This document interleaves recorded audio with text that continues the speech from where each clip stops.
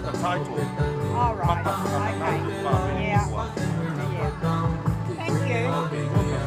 Thank you. The first spots,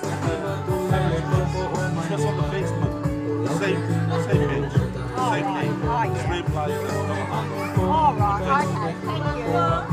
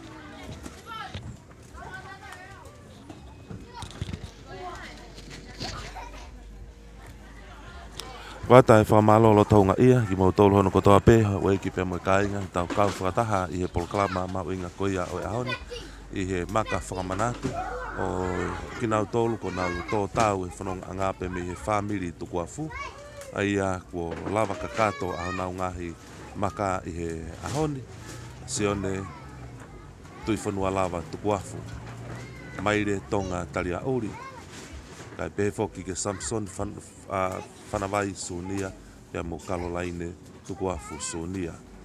O maa foki a halamei Alexanita TUKUAFU. Kai pefoki ke Reynolds James Tonga.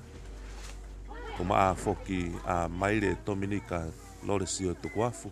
Kai pefoki a Rineti Alama TUKUAFU.